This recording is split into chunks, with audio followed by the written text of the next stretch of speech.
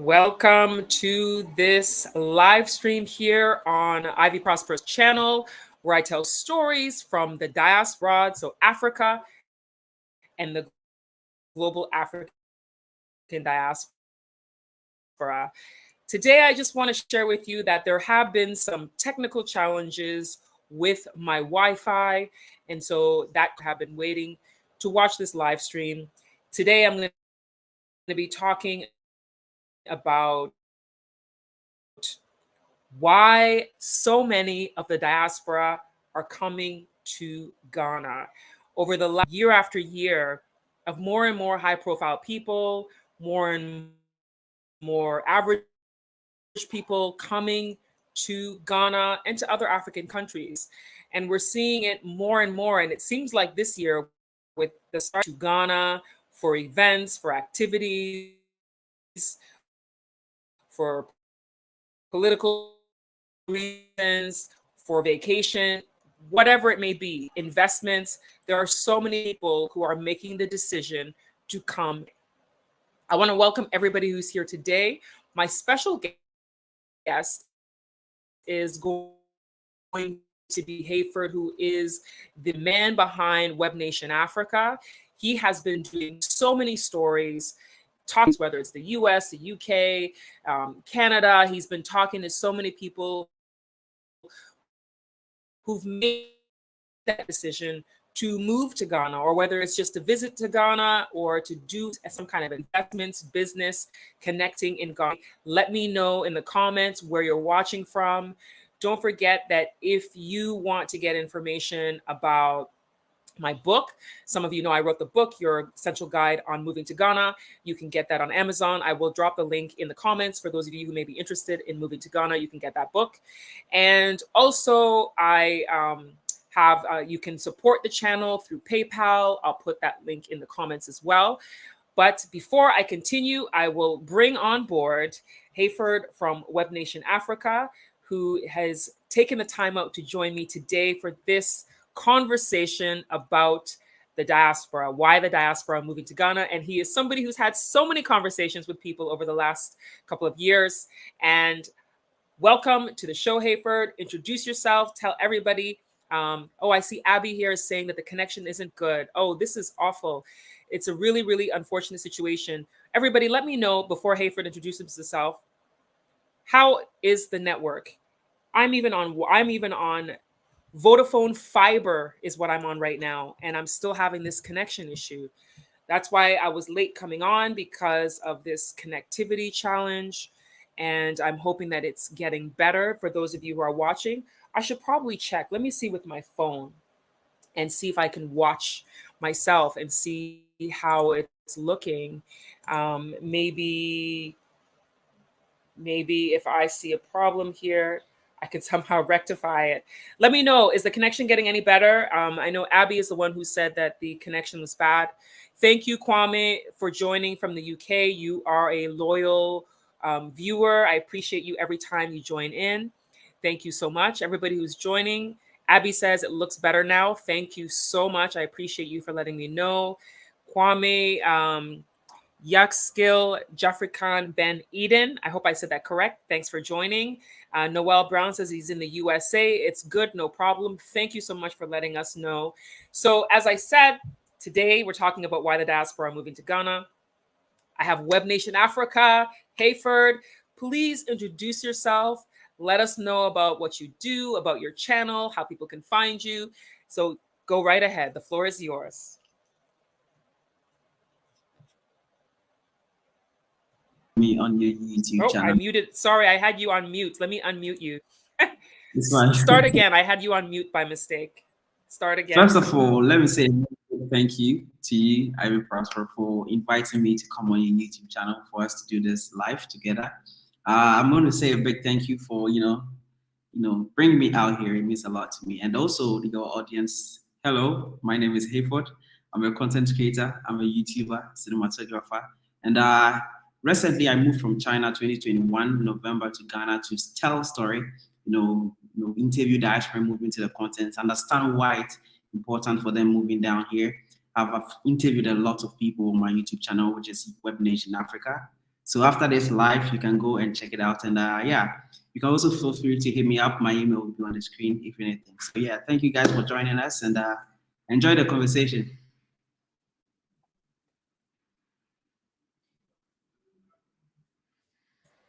Awesome, awesome. Thank you so much, Hafer, for introducing yourself. I put on the screen Webnation Africa. That is his handle on YouTube, on Instagram, on Twitter.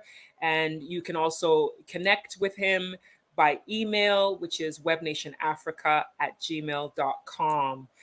So, in this conversation about the diaspora community, let's see. Let me just go to the comments real quick. I have one. Oh, Kwame said he's watching from Vaughan, Ontario. Ooh, I know Vaughan. I know lots of people who live there. Thanks for joining. So, this diaspora conversation. So, what we have is we have what is called so what we have is we have the the African diaspora, which is the general term referring to all people of African descent who are living outside the continent of Africa. Now, what we also have is we have what is often referred to as the historical diaspora. The historical diaspora are the people who've been displaced off the continent of Africa by no fault of their own because of the transatlantic slave trade. Those are the people who have no immediate connections to the continent of Africa. Then we have the Africans who have chosen to immigrate to other countries who are also living abroad in the diaspora. So we have those two communities of people living outside the continent of Africa. And all of them have a great contribution to make to the continent, whether it's doing business or whether it's them just coming on vacation or just connecting with their roots. You know, there are so many different reasons why people make the decision to come to the continent of Africa. In my work in tourism and working over the years with the Year of Return and with Beyond the for various reasons. In particular, in 2020, after George Floyd was killed by the police officers, a lot of people had this heightened sense of awareness of wanting to leave America or leave other parts of the world because other parts of the world were also I've met who've said that they moved to Ghana or other African countries because of the racism that they experience. Some people have other reasons. There's a lot of different reasons. I want to hear from you in the comments what you think the reasons are. And then if you have questions for Hayford, you've talked to a lot of people from different countries. I would love to hear from you. What is, let's say, the top 5 reasons that you find people make the decision to move to Ghana or other parts of Africa? Yeah, one thing that is very common among other guests who came on the show is first is peace. Like the peace of mind.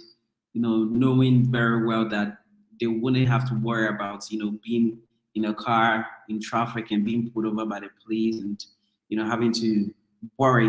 That worrying, having to go through that. So being here, they feel very peaceful, safe. They feel very safe as well. So that's what really stands out most of my interview, and also opportunities. They feel like they can come down here to have a fresh start, and their money can go way further than it would in the US. To be able to create even wealth, for themselves. So I mean, these 3 things really stand out, and the rest, some people move for love. They move here because they had a boyfriend who was Ghanaian and had to travel, relocate to join them. Now people just want to explore. Yeah, people want to explore. They want to see what Ghana is about, all the hype is about. People come back and forth as well. So that's the basic things that I would say stands out from the interviews that I've done so far.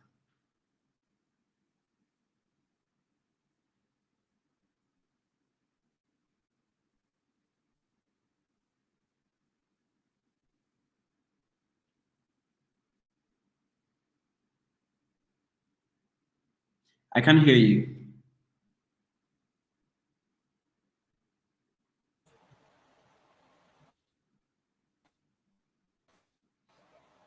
No audio. Let me Hello? read that again. Noel Brown, can you hear me now? Yes. I hope you can hear me now.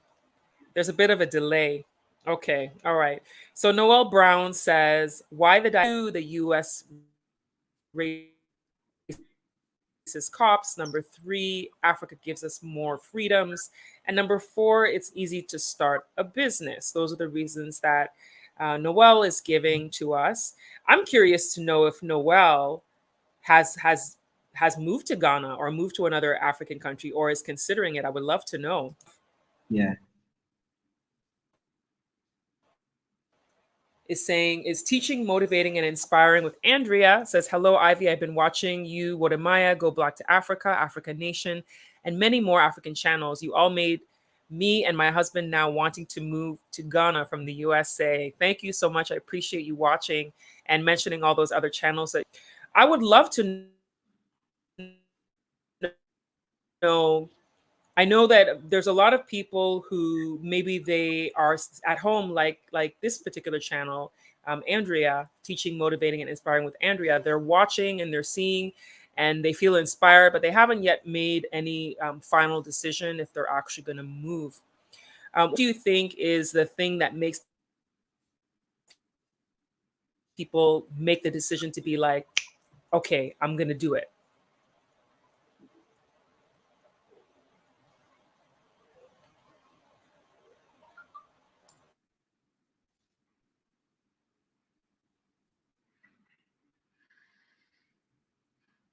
We have a bit of a delay. I hope you can hear. Can you hear me? We have a bit of a delay with Hayford, so I think he's not hearing me. I had asked if what you think about the decision, what makes people make the decision to make the move. Yeah. Oh, so did you hear me? I think I said it. Okay, let me go I over didn't hear again. you. Oh, Okay. really? Okay, let's do it again. Let me know when you can hear me. I can hear you now. I can hear you now. Okay, let me do one more thing. So I've interviewed a lot of diasporans on my YouTube channel, Webnation Africa, and what stands out the most? Let's say top four things that stands out the most. Number one is just peace of mind. You know, being able to feel like you're home, you don't have to worry about anything, you know, getting out of the rat race, you know, the hecticness, you know, and then next is security, you know, safety and security.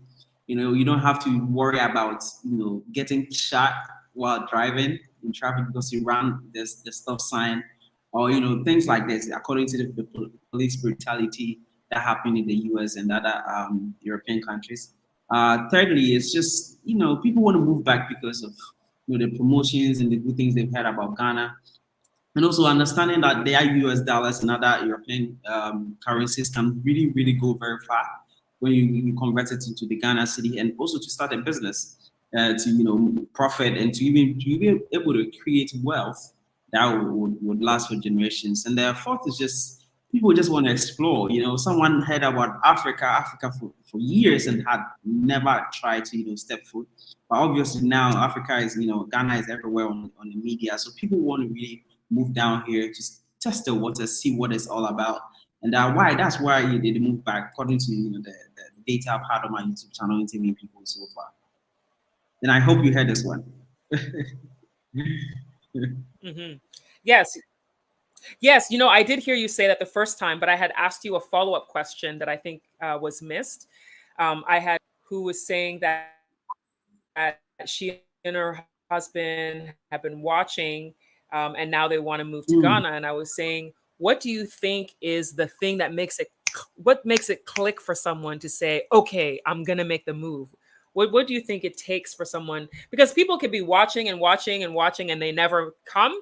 Um, what do you yeah. think it is that makes people actually make the decision? I think it's preparedness. A lot of people feel like they need time to prepare. And mostly those who just act quickly do it impossible, because when you want to be prepared, there's no way you're going to be prepared. It's Africa, it's Ghana. You can't be prepared for anything, that even though we are prepared. So most people who just do it is knowing very well that they're never going to get prepared 100%, and they have to take the bold step to go find out what it is for themselves. And that's why most people just jump it, compared to other people who need, like years time to prepare very well. Mostly those moving with families, they have kids, their kids are in school. So it's, you can't just pack your bags and just leave, right? You need to understand, you're not alone. You're not a one-man person. So it takes longer time, and people like that takes probably a couple of years to move back. But yeah, other people single, not married, it's easier. They just do it impulsively and they are down here. That's true. That's true. If you're not married, you're single, it's easier to make the move. We have Carrie Marshall Felton watching from work in Atlanta. Thanks for joining in this evening, or afternoon for you, I should say. Noel Brown says, yes, I have business in Liberia. My next travel will be in Gambia. That's wonderful. And then we have Teaching, Motivating, Inspiring says, we'll be in Ghana April 24th. It would be great to meet some of you as we will be coming to acquire land. Wow. When it comes to, so I want to address this one. Because land is one of the most complicated things in Ghana. I don't know if you've come across this, Hayford, with people you've talked to, but land is one of the most difficult things in Ghana, whether you are Ghanaian or not, because sometimes the diaspora comes to Ghana, and if they have challenges with land and property, they think it's because they're from the diaspora that they're facing those challenges. But I promise you, Ghanaians themselves, born and bred, who've never left this country, face problems with land. So it's very important that if you're coming to get land, that you go to the Lands Commission, to make sure that the land you are acquiring does not already belong to someone else. Because one of the biggest problems that happens in Ghana is people who are illegally selling land that doesn't belong to them to multiple people. And then multiple people think they own the land, but they don't, because that person didn't even have a right to it in the first place. So it's easy to get caught up. So do check with the Lands Commission before you actually make any kind of money exchange, because you do not want to get yourself into any kind of trouble, because land issues are the top thing in the court system in Ghana. I've actually gone to court with one of my family members about a land issue before, just to witness how it all went down. So I just wanted to mention that. Wow. And even after you get it from the court, that is, you should go to the property and start building something. Either you farm or you do something on the land. Just don't leave it there. No, you don't do that. The next time you come back, someone is already building on it, and then you have to go to court for it. So just start doing something immediately. Yeah, someone will be encroaching on the land. Yeah, you don't want to deal with that. WM West Africa 1980 says, I caught your live. Thank you so much for joining. I appreciate you. And then we have Kwame says, I have been coming to Ghana since 2010 and have been doing lots of work in the central region. Oh, congratulations. That's wonderful. And another comment from Kwame, I'll be on the ground April 17th to continue with my works on the ground. Awesome. Awesome. Thank you so much for all your interaction. For those of you who are just joining, I'm talking to Hayford, who is the man behind Webnation Africa. Webnation Africa is a channel that talks to many people from the diaspora. He has a lot of interviews with people who have moved to Ghana, traveled to Ghana, doing investments in Ghana. And it's a really great informative channel that you can get a lot of information from. Let me just show a couple of images from his channel with some of the people that he has had. I have a little bit of a delay in the network, so if the picture doesn't show right away, there we go. We have this interview that he did with Deja. Deja, I met Deja in 2019 when she just got to Ghana. And I was one of the first few people she met. I didn't interview her on my channel, but we just had a meeting to talk about, her transition to Ghana and everything and what she was planning on doing. And so it's really great that he interviewed her. It's called My Daughter's Vision is Better Than My Eyes. She jumped and learned how to fly later. So I guess you featured her and her dad on your Yeah, channel. And then we have this other episode. He has a lot of episodes. This other episode here that you can check out that is her again. It's some Ghanaian men, her and this other person. I'm not sure who it is. Some that's the Ghanaian men cousin. are too. Ghana has taught me patience. Okay, so this is I'm sure about dating in Ghana. I presume based on the headline. Dating in Ghana is something that a lot of people always want to hear stories about because it's definitely a different experience. And then this episode here says Black Americans should update their retirement plan.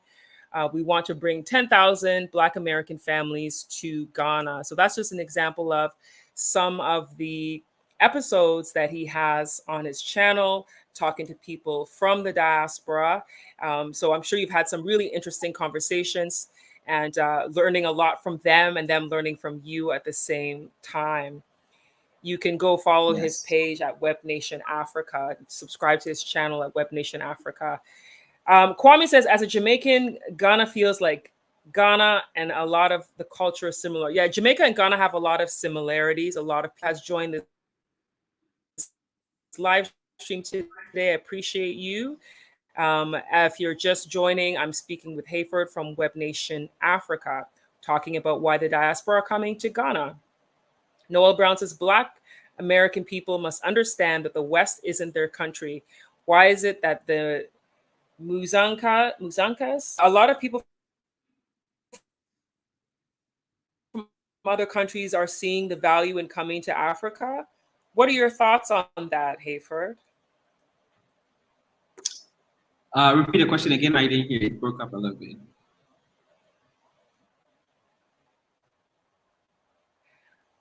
I said there's a lot of people who to Africa, like how in this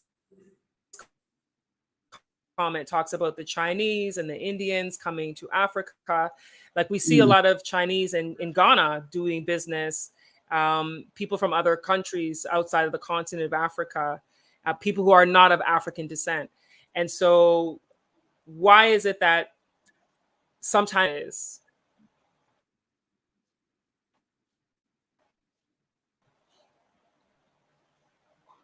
Yeah, I can't really hear everything, but reason why most Chinese, Japanese, or can you hear whatever me? is I didn't hear most part, but I heard the end part. No? Hello. There's a delay in the Can you hear me transmission. better now? Can you hear me? I can hear you. Can you hear me? Okay. So I was Yeah. saying, yes. So I was saying that with other people from countries that are not of African descent, people of African descent, why is it that Black people, a lot of people from African descent, don't see the same opportunities and are slower to respond than people from like China or from India, there's a lot of Lebanese in Ghana as well. So they're seeing the business opportunity. Yeah, it's look, I think it's the education, how we are structured mentally from our education system within the black community or even Africa. We often learn, go to school to acquire some few skills and then look for job, right? So we don't have to identify opportunities. Some of them don't know how to identify opportunities or even understand that more problems you have is more money for you when you're able to solve that. So often we normally look outside to where we can get probably a very good stable income working for people, working at McDonald's, working in construction in other countries, because we compare, okay, if I do that in my country, I'll get this money, but I'll get times 5 if I go to America. And we feel very comfortable. And, bear in mind, we Africans have not really experienced the luxuries that European countries have experienced in terms of comfortability, living life, having this clean water, everything just sorted out for you. So we often enjoy it and feel comfortable living in diaspora compared to coming home and understand that there's mosquitoes, there's all these inconveniences. But if I'm able to have a structure here to solve all these problems. In 10 years, I would be the biggest company that solved this problem. So we don't look at it like that. And then the Chinese do look at it like that. They come, I have spoken to a few Chinese businessmen, and they are looking at 30 years. They are looking at the transportation system here. They are looking at the inconveniences that we have in the country, what diasporans are complaining about, and structuring themselves to be able to invest into all those things and solve them in the long run to make themselves some money. The Lebanese understand that they do have few capital, and they understand that, okay, there's a restaurant business. There's no much restaurant. You don't have Italian restaurant. You don't have this here. So they bring their partners from abroad, invest into it, and then open up some, big place. So it's just all how we identify opportunities. We seem to be very slow at it. And I think when you go back, it goes from how we were educated, how we become a doctor, become a nurse, work for the system. That's it. So we have this blurred thing in our eyes that we hardly see opportunities like that. And we are slow to the party all the time.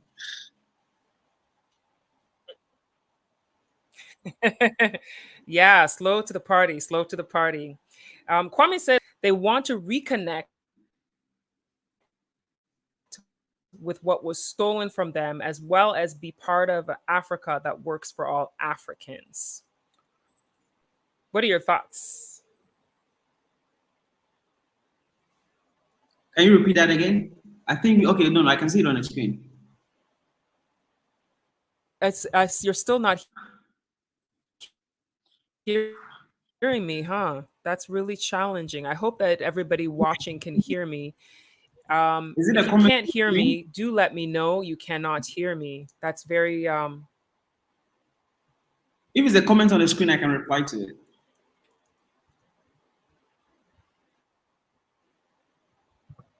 Okay. Hello?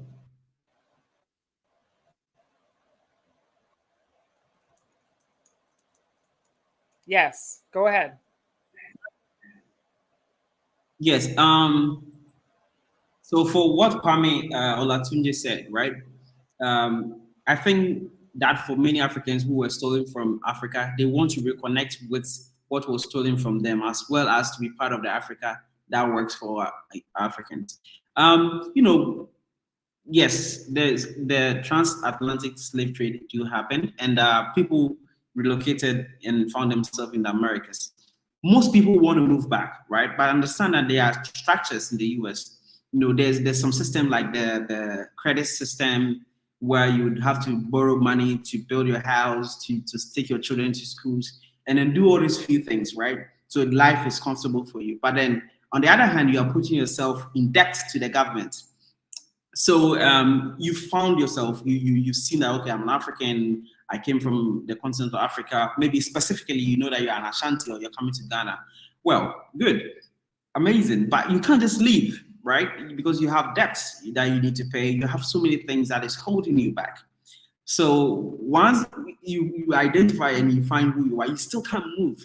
Few people have the liberty to leave immediately if they decide to, because they don't have any debts holding their neck, or owing the bank, or their children taking student loans. So there's few things that is holding people back, that they actually can't do anything about it. They just hoping they would be able to clear their loan, which is hopping on multiple race rails and working 2 jobs, 3 jobs, making sure you pay your loans in time, to have that freedom to move to the continent and feel like you're home again. So there are a few things that is holding them back, even though they found themselves and they want to go back to where they came from, but it's not as easy as we think. So yeah, a few things like this hold people back from connecting to the continent. Yeah, you're totally right. Can you hear me now? Are you able to hear me now? I know you've been having challenges hearing me. I can hear you. Okay, great. Perfect. So into the comments, there's people who we have Noel Brown, who says land issues all over Africa is a problem. Yeah, this I didn't realize in other countries too. I know it's definitely in Ghana. And then we have Teaching, Motivating, Inspiring with Andrea, who says she hooked us up with someone who's from the lands department who will be helping. Okay, great. So you have somebody that's been connected from the lands department. So that's good, the lands commission. I don't know if you have a Jamaican passport, but if you have a Jamaican passport, you don't need a visa to come to Ghana. People with Jamaican passports and I believe Trinidad and Tobago passports do not need a visa to come to Ghana. So I don't know if you were aware. We have somebody here who probably watches you. I see all of his interviews. Keep up the good work. That's for you. Yeah, is that me? Oh, thank you. We have Thank a you so delay much. with him, so he'll have some delayed responses. Thank you so Yes, much. that's for you. Thank you. Let's see. We have. Keep watching. There are more coming. Living National. Always. You always have so much coming. Watching from Texas. Thank you for watching from Texas. I have a sister in Texas who lives in Texas. I still haven't visited yet. I need to make the trip there. Opportunities in Africa. Definitely, I know that there's a history behind that. I would have to really spend time researching it more. I don't know if you're aware, Hayford, but I do know there were some times when there were challenges in Lebanon where a lot of Lebanese ended up in Africa. Do you know the stories behind it? I don't know the full story, but on the other hand, I'm looking at it from Ghana perspective because we do have other ethnicity and countries also flee. What's the right word for it? Just trying to come to Ghana. So I want to do the story from Ghana perspective. Seeing all these foreign nations coming to Ghana and why they are coming. So actually, I do have a documentary that will be coming up. About this specific topic, why people are exactly moving to the continent. And then also the number. I think Germany have a high number of volunteers coming to Ghana. So I also want to look into that and find out why they are doing that. And yeah. Hopefully, stay tuned, subscribe to my YouTube channel, and whenever it drops, you can go check it out. And it's going to be a documentary, so there'll be more details and a few things, people willing to speak about it. Yeah. So this is the little I can say about this. Okay. Stay tuned.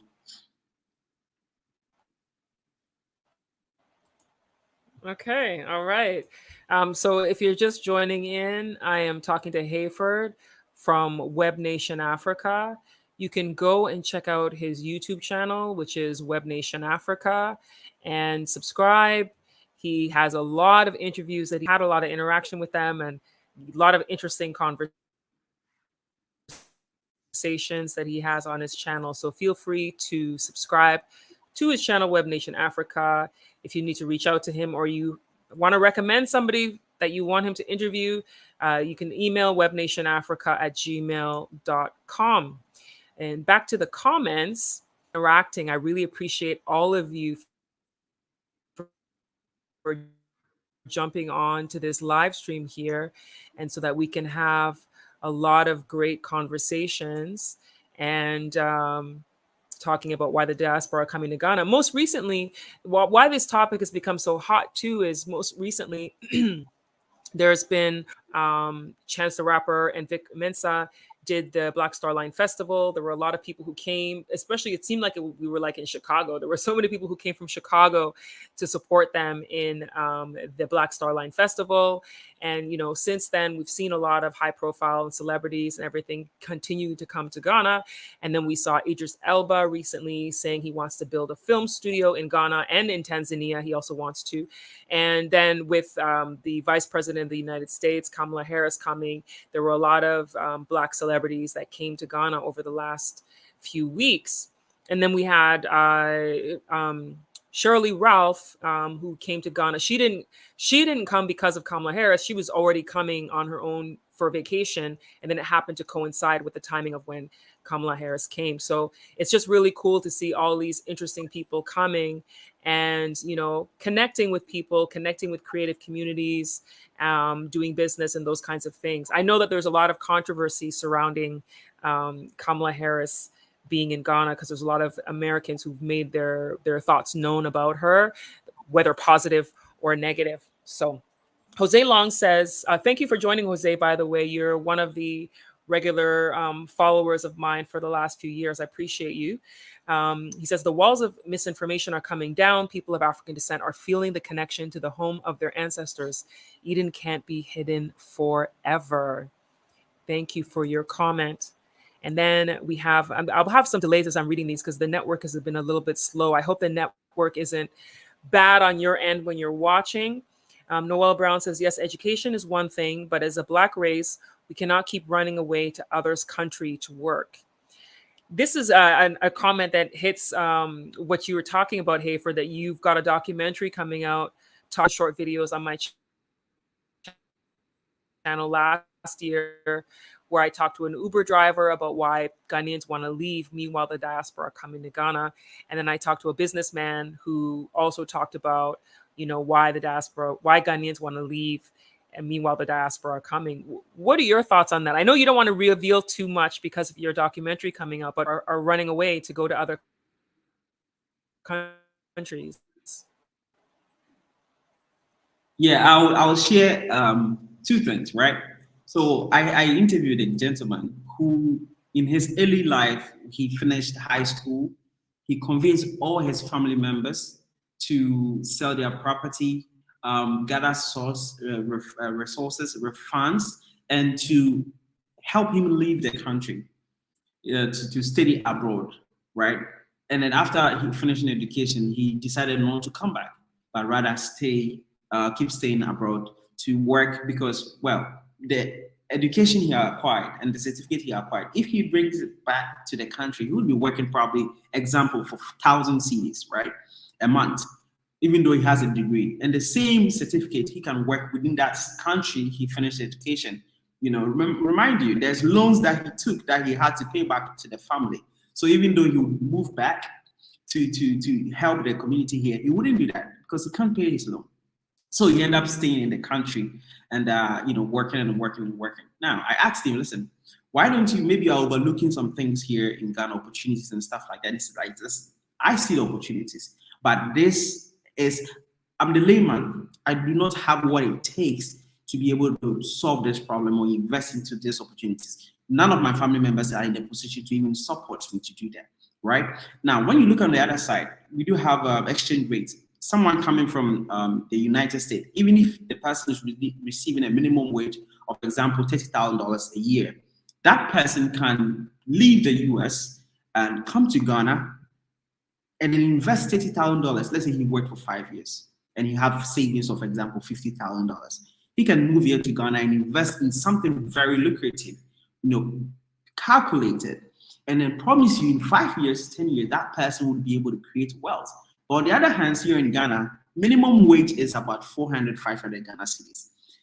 It doesn't matter if you are a genius with everything that you have within your head, you're not capable of being able to break the system and solve this problem and make wealth for yourself. So most of the time, people within here are, trying to leave to, US, UK, work for the minimum wage, save some money and come back and solve problems.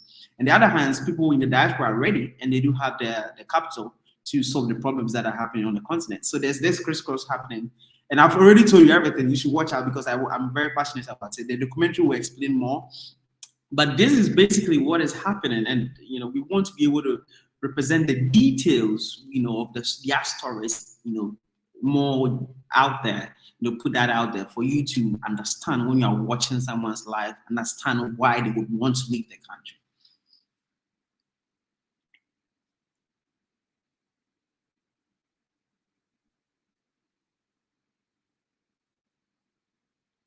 I hope they heard me because I explained a lot of things. I don't want to do that again. I can't hear you. Hello.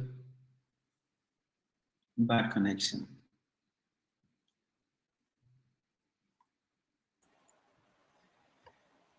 No, this one was my fault. I had myself on mute while you were talking. Oh. So I was saying this comment, what are your thoughts on this one? Once we eradicate the individuality, groups you mentioned are working together. United we conquer. What do you think about this comment? Well, I can give a politically correct answer or give a realistic answer. Which one do you want me to do? Let me say this. You know, structures have Your been answer. put in place to be able to make sure that we do have this trust issue among us, the Black community. Structures. Who placed it? I don't know. Do your own research. So we have to be able to overcome that, to understand. And look, we have system, we have court system, we have documentation, we have company, you can register companies, you can create shares. We as Black people, some example, one of the people I interviewed for the documentary said, we can go, you and I can sit under a tree and just discuss about a business. Oh, look, I want to create a food company. I'll bring 500,000 Ghana cedis, you bring 500,000 Ghana cedis. Now I'm holding your words, you know, responsible that, okay, you do what you said you do, right? But later on, things does not go according to plan, and then everything goes, you know, apart. Now that is going to create an insecurity in my level of thinking. You know, in the near future, I wouldn't like to do business with my own Black fella. But on the other hand, I did a business with a Chinese, and even I didn't even document, but I said word for word, and then everything went through. And it keep happening. It keep happening. I do business with Japanese. I get my money back. He gets his money. I do business with Chinese, and then my own people. It keeps happening. I don't get my money back. I got the 70%, 30% is not paid, and it happens all the time. So, wow, to be able to work together with each other to overcome all this mindset, first, we have to use the system. We have to register our company. We have to bring our ideas, put everything on paper so that the government can hold your partners responsible in order for them to be able to deliver exactly what they promised they would deliver. So you don't have to go through the disappointments and, you know, all those things. And if the person defaults, the system will deal with it, just like you did a business with the Chinese and they defaulted, the system will deal with it. That can be one of the steps that would, you know, reduce those, you know, insecurities among, you know, Black people doing business with each other, and also to understand who we are as people, as Black people. If you respect yourself and know who you are as a person, you know, duping your own brother would not be a thing that you would like to do. You know, you would love to dupe someone else out of your race, you know, than the one, you know, your own brother. So I think we don't know who we are, and sometimes we just, you know, treat each other very badly, and it affects us economically because we don't end up doing business with each other, and we take the money out of the Black economy to Chinese, Americans, Europeans, and it affects us eventually.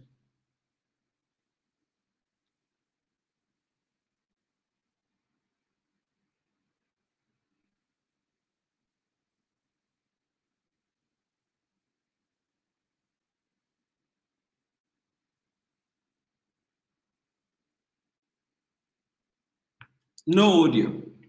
Can I? Hello? Can you hear me?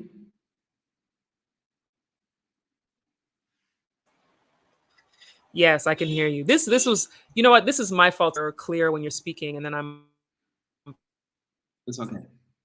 forgetting to unmute myself. So that was my fault this time, this second time.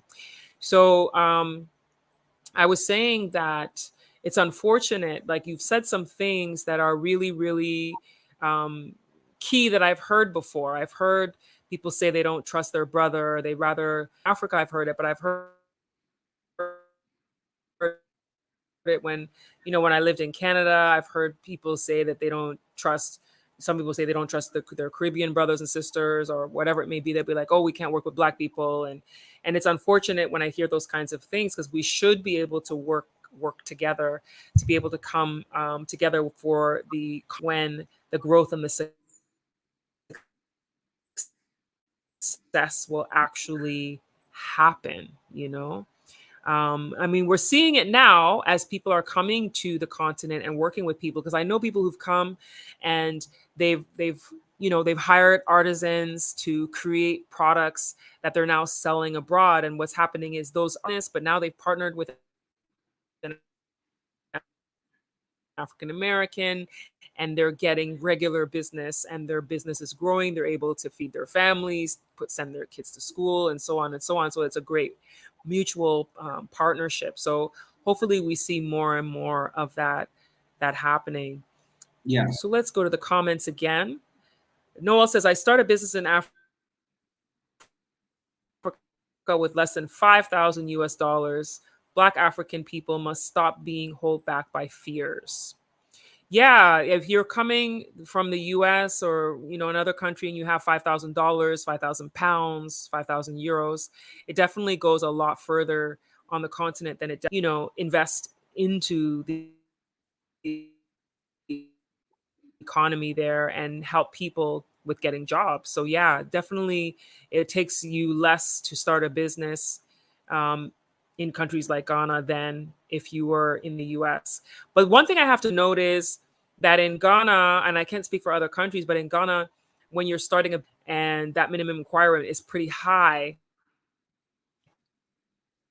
for non-citizens because it's considered a foreigner investment. I think it's between 500,000 to $1 million to invest to start a business in Ghana when you're not a Ghanaian citizen, which is why sometimes people will partner with a Ghanaian. When you partner with a Ghanaian, I believe it's 250,000 US dollars. Our businesses, if you do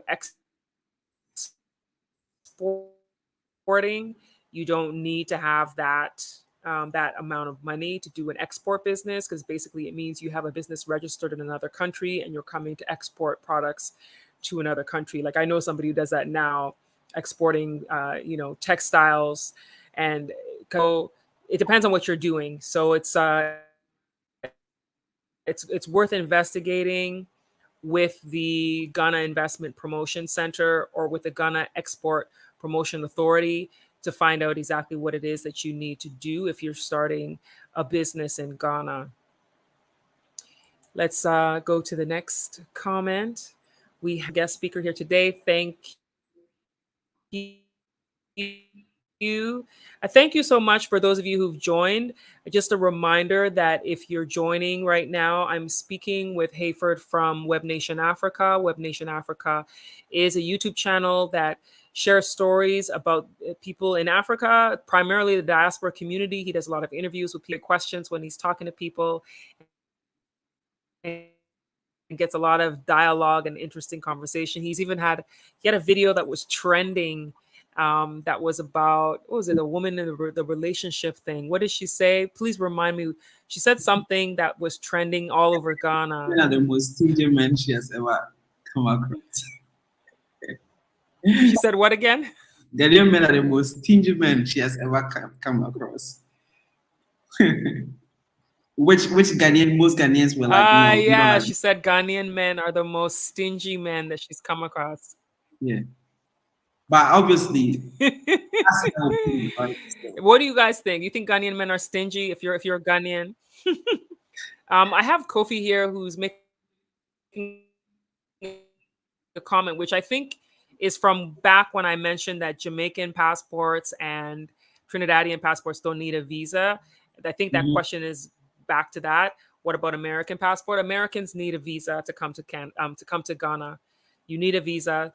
A reminder that if you're planning a trip to an embassy or mission to apply for your visa to come to Ghana. I had somebody recently who sent a message to our to the inbox and said that she was really excited about coming to Ghana and booked her flight, and realized her flight is tomorrow, and then now she's checking what the requirements are and found out she needs to get a visa. Late, you're not going to get a visa in 24 hours, and an emergency visa is not going to happen when it's not related to somebody who's passed away or anything like that. So it's impossible to get a 24-hour visa. So if you are planning a trip to Ghana, do remember that you need to check to come to Ghana, because some countries you need it. And then the other thing is you need a yellow fever shot.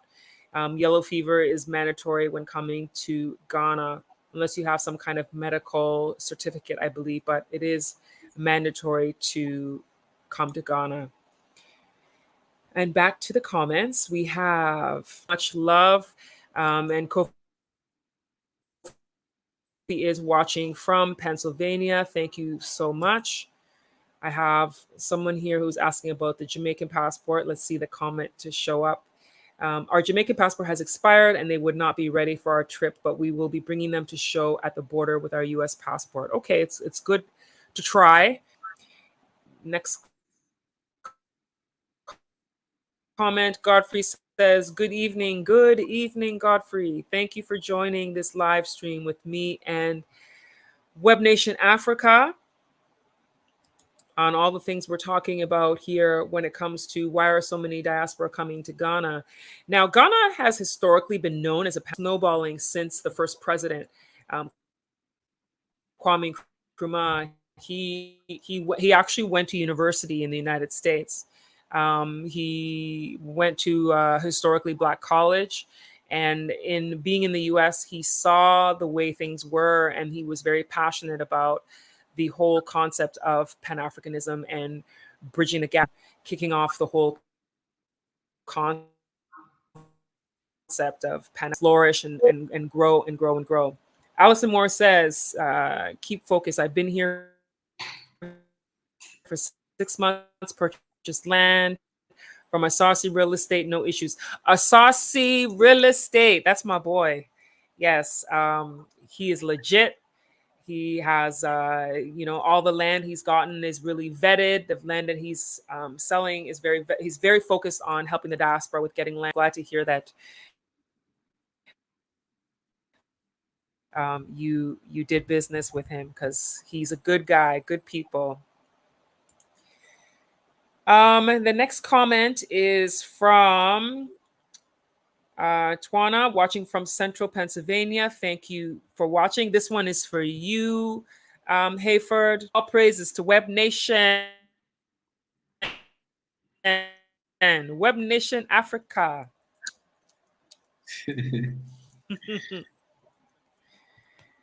You're doing a good job. You're doing a good job. Thank you. And then we have the next comment here is Kwame, these non-money, they know the money is here. Twana says Spike Lee came to Ghana. Yes, Spike Lee came to Ghana. He actually was invited as part of the delegation with Kamala Harris. So he was here for that specific purpose when he came to Ghana. And a lot of his visit was geared around the things. Noel Brown says the Lebanese runs the economy in Liberia, Africa, and it's sad. Everything you need come from the Lebanese or the Indians. Interesting.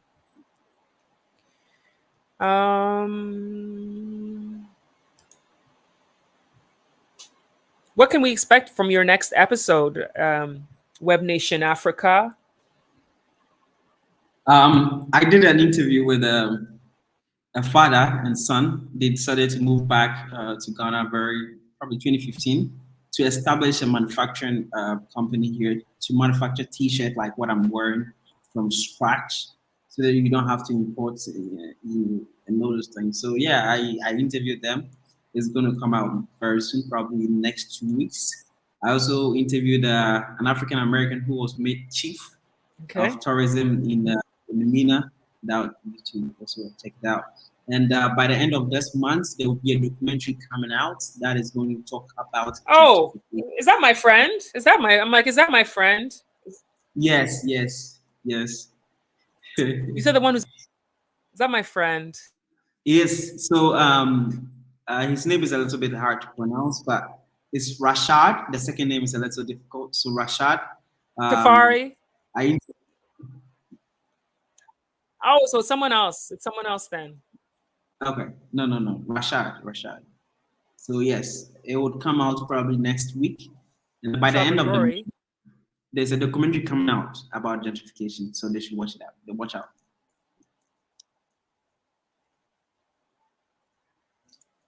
All right. Yeah. Looking forward to that. Don't forget to, my phone is ringing. Who's calling me? Who's calling me while I'm doing a live stream? Oh, I can't answer. Forward to that. So don't forget to subscribe Web Nation Africa so that you can see some of those episodes that are coming up that he's talking about.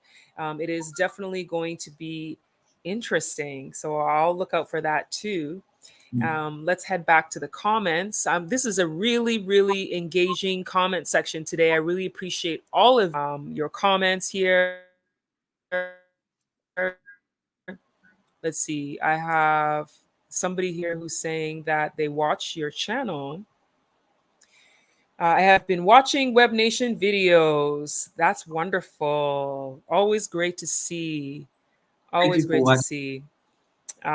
There's so many people who are. It's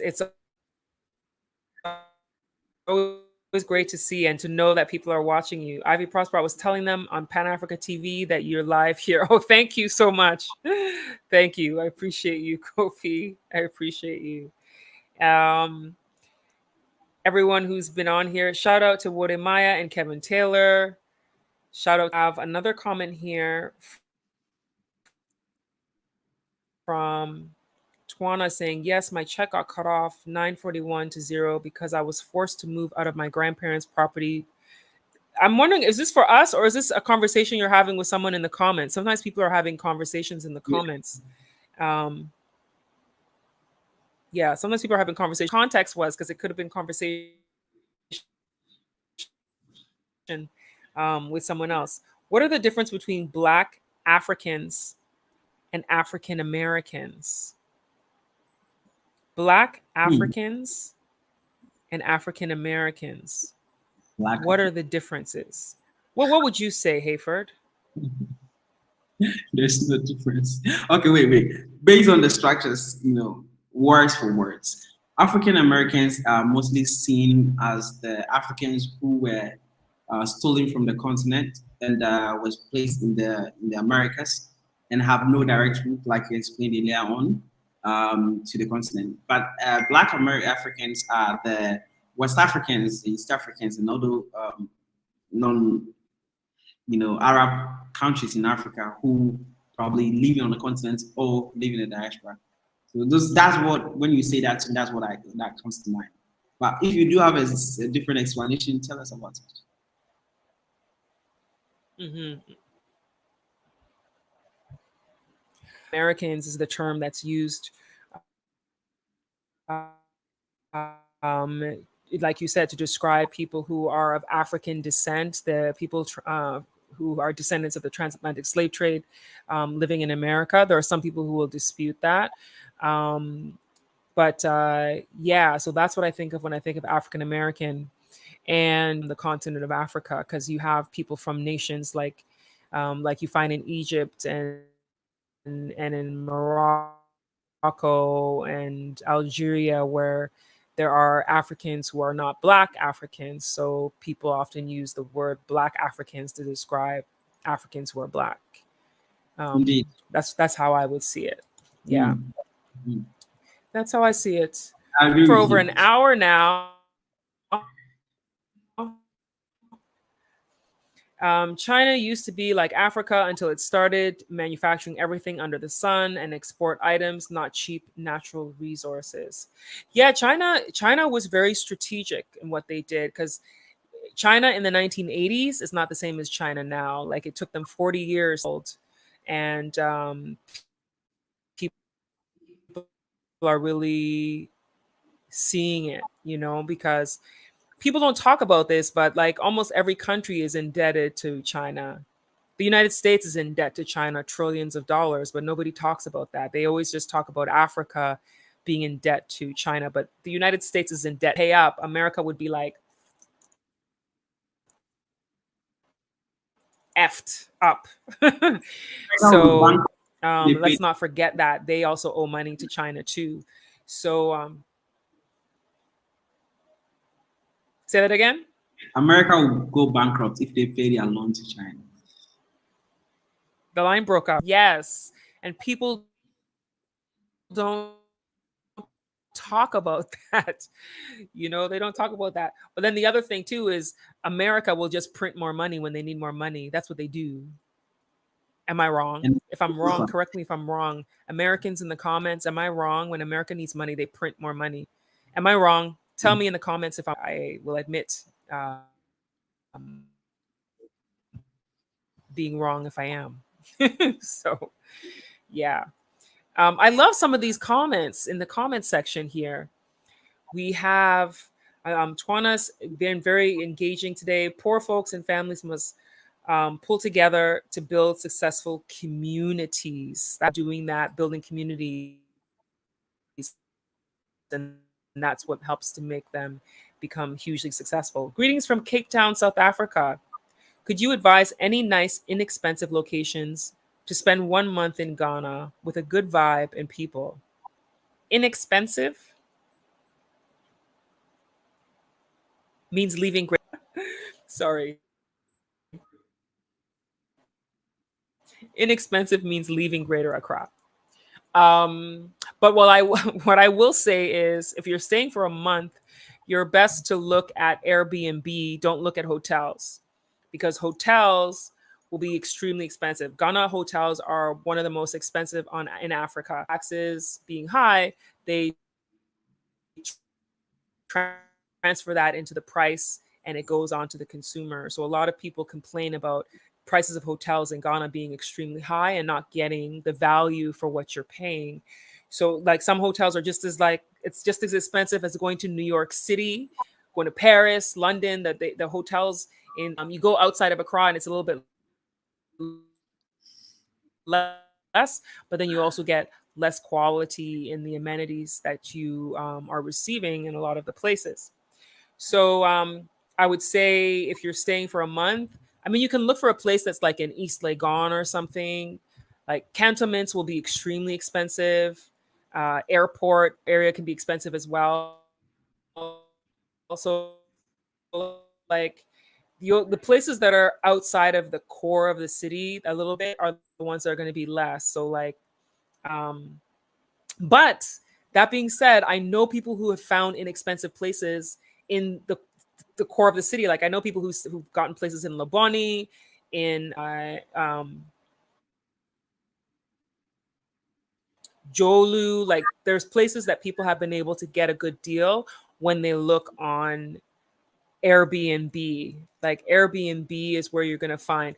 If you're trying to stay within where there's a lot of things happening in the city, avoid Kaswa, Kaschin, beginning of the central region. But a lot of people advertise Kaswa, which is spelled Kasoa. I should probably put that on the screen so that people see the spelling, so that if you're looking, Kaswa, Kasoa. So Kaswa is far. And I know somebody who she found a really great deal. Like she wasn't someone I knew before coming to Ghana, but because of my work with Year of Return back in 2019, she had booked a place there thinking, oh, I got a really great deal. Then she was like, she's spending a lot of time on the road, spending like 2 hours just to get into the town because of traffic, and then 2 hours to leave town because of traffic. And then that all adds up. So, Kaswa, you will get a good deal, but it's far. So, I'll tell you that right now. And then the other place for a place is I live in Tema, which is outside Accra. It is not far, but because you have to take the highway to get there, a lot of times Uber drivers, transportation, they don't want to go there. I live there, but I mean, challenges. So that's something to consider. What would you suggest, Hayford? What are your thoughts? Places to live, probably Pokwase. It's not so expensive, very affordable. Um, Probably 45 minutes. Yeah. You can manage that. Or if you want somewhere nice, still affordable, East Legon Hills can be a place for you to look into spin tests. Yeah, they are all very close to our current needs.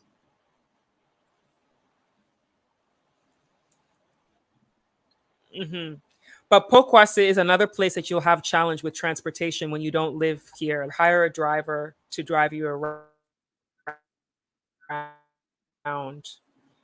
Hey, this Mm-hmm, question is for you. Web Nation like interviewing a lot of ladies. mm-hmm. Well. I do have female guests who are coming on the show, so look out for it in the next couple of weeks.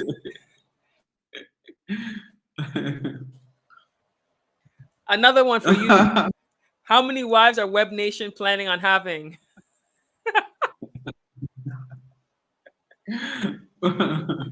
Kofi, Azuma, how many wives do you want me to have? Please tell me, how many?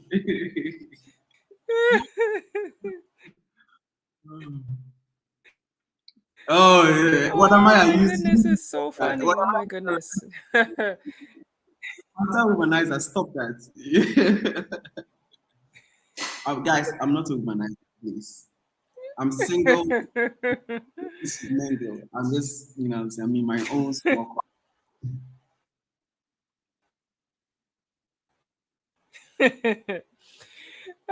We have another comment from Teaching, Motivating, and Inspiring with Andrea.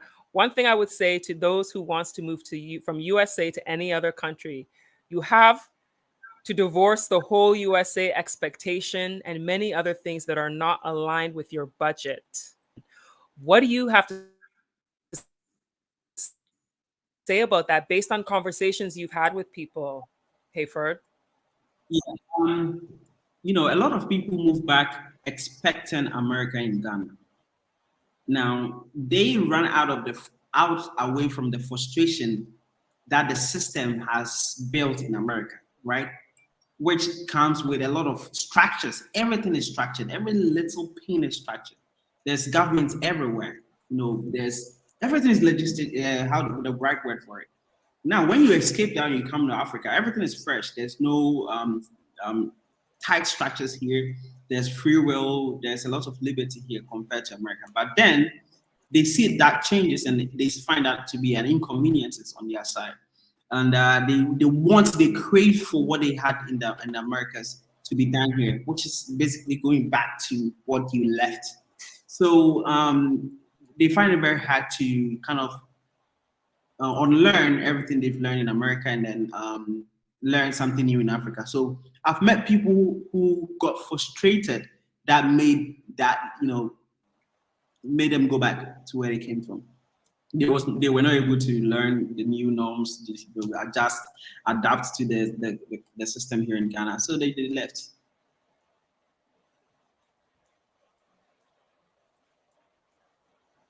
What do you think are, based on the conversations you've had with people, because you've lived in China, so you've lived outside of Ghana, so you know that there are different ways of living. What are some of the Can you hear me? I can hear you, but I'm missing some of the question. Can you repeat the question again? Okay. Yes. So I was saying, what are some of the things that you think people need to unlearn when they come? You've lived abroad, so you know that there's different ways of living. What are some of the things that people have to unlearn when they come to Ghana?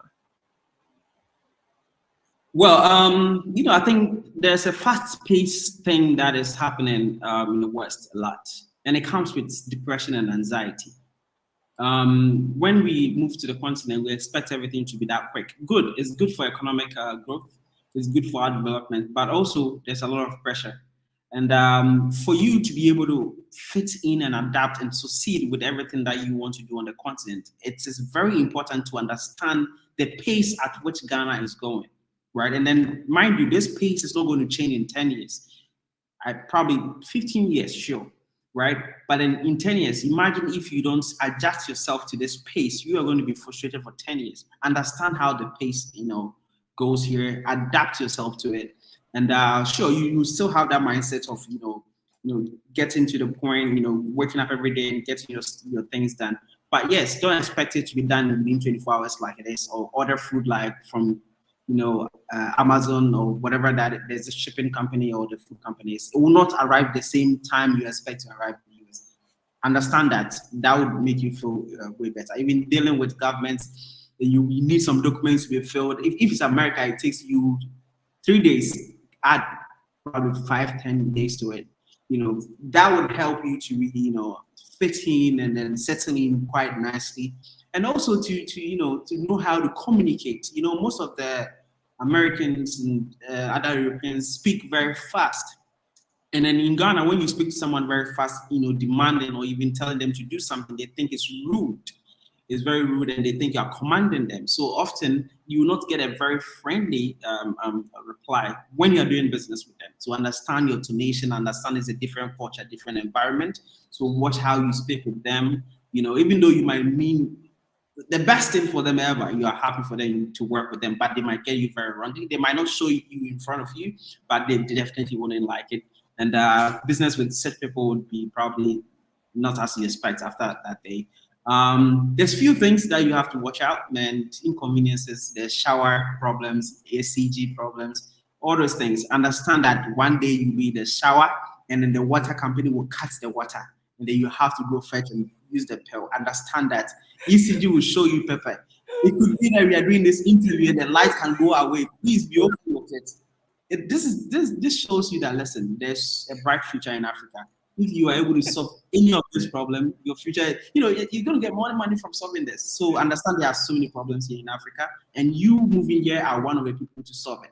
Understand that, and I promise you, your life here in Africa will be better.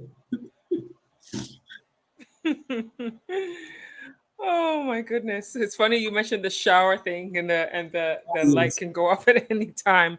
My power went out last night and went out again all through this live stream today, because I don't need it to go out. So I have a comment here from Abia, who says, I love how we talk about Black Americans and Caribbeans coming to Ghana. But I wish Afro Latinos would come and visit too. Nobody ever talks about our Afro Latino brothers. I had a video on my channel like a year and a half ago, maybe a year ago, that had the vice president of Costa Rica. She's no longer vice president now, but at the time she was vice president of Costa Rica, and she was a Black woman, and she came to Ghana and she met with, government officials. Was about trying to connect the Afro Latino community with the continent of Africa. So she's very passionate about that. Even now that she's not vice president, I've noticed that she still is engaged in a lot of those activities of trying to connect. And Ghana Tourism Authority on last year to, where was it again?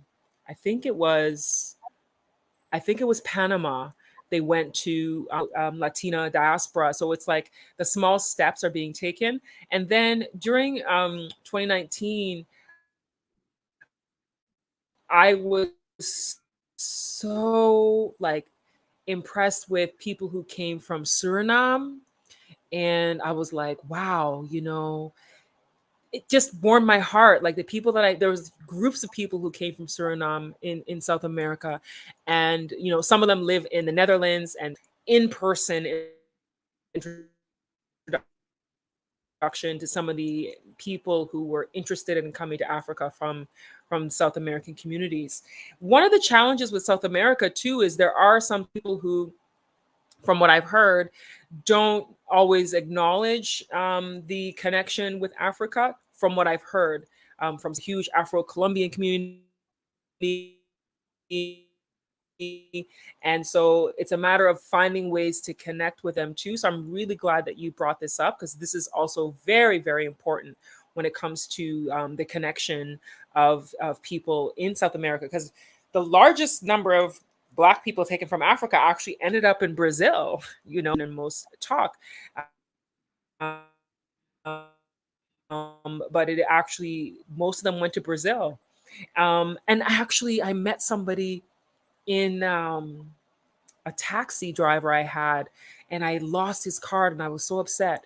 But he told me how he had a connection with Brazil, like he had with Brazil with his family. And there's a place in Osu called the Brazil House that apparently was a place that the Portuguese were, and some of the people there are descendants of people I don't want to misinform and say the wrong thing, but it's called the Brazil House, and I need to do more research before I talk in detail about it. But that place has some connection with Portuguese and with people from Brazil, a connection with Ghana. So I need to do some research on that, because I think I would love to do a story on that particular historical building in Osu in Accra. Thank you for bringing that up. That's a really important topic of conversation. Have you come across any Afro-Latinos in your conversations on Webnation Africa?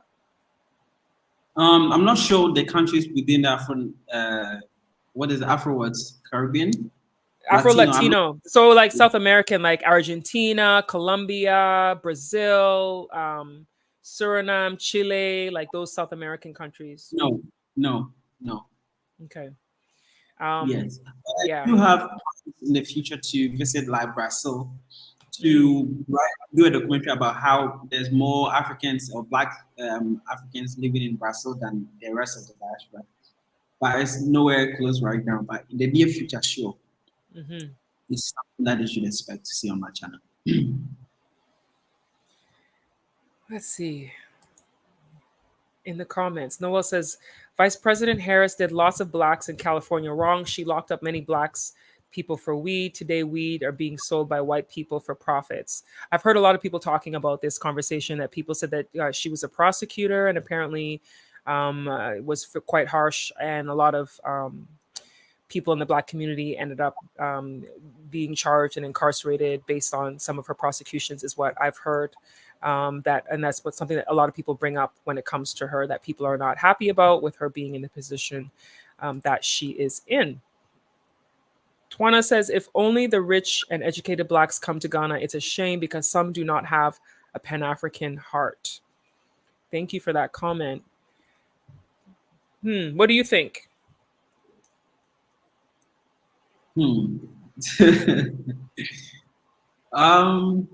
I think people move to the continent silently, which is the wealthy elite within the diaspora.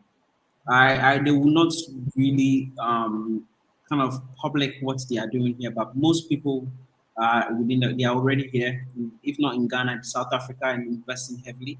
Even celebrities within Hollywood and stuff like that, but they might not come publicly or make a YouTube video about it. But I think it's slowly sinking in, because we have to understand that the brainwash has been done for centuries. We've had to deal with brainwash for a very, very, very long period of time, and even the wealthy, Africans in the diaspora suffered from it. So with what you, Ivy Prosper, are doing on our YouTube channel is slowly but surely changing the narrative, and with what Maya is doing, to make people understand that, listen, Africa is a place where I can equally invest and get my money back. I don't have to invest in only Dubai or any other European countries, but I can. You don't have that assurance, and you understand businessmen always care about their money. Am I going to get returns? What is the ROI like? If I invest in a country like that, what is the stability, political stability like? Am I scared of cool with my money gets stuck? So, real wealthy businessmen are really looking into this before they make the move. But surely, sooner or later, you see more people moving out to Ghana, and even making it very clear in the public that they've invested here in Ghana. But slowly but surely. We have Wodamaya in the house saying Kaswa is inexpensive. I mentioned Kaswa earlier, that it's far. Yes, it's inexpensive, but it's far for people who want to be close to town. Okay. Hire a driver or something if you want to go there. But yes, it is inexpensive. He is right about that. Yeah, it really is. Abby says, I really hope in the future Afro-Latinos will come too. I hope so too. Looks like someone says, it's my young brother Wodamaya in the house. Let's shout out to Wodamaya. He has been doing so much to do when it comes to promoting Africa to the world. And he's getting into so many other things now. I'm proud of you. If you're still on, I'm proud of you. You're doing really, really great. Getting into his real estate thing, and you and your wife are doing great. It's like the young Power Africa couple, the next generation leaders. It's great. I love it. And Firewall of Facts says, until Africa starts manufacturing and exporting planes, ships, cars, and other big ticket items like all other continents, it will remain poor. Nigerian has a good start with Innosun Motors. You know, one thing that someone said to me, I mean, these are all valid points. One thing someone said to me once was that African countries don't have strong militaries like the United States, and that if they don't have a military like the United States, that they're never going to be a powerhouse. And that person's argument was that everybody fears America because America has such a big military. Um, but I don't think military is necessarily the solution to everything. I do agree with the concept of manufacturing being something that we need to do more, because we don't manufacture enough. What we do is we export everything in its raw form, and then other people manufacture it and send it back to us. You know, like coffee and not coffee, like what do you call it? Shea butter and cocoa, like for chocolate bars.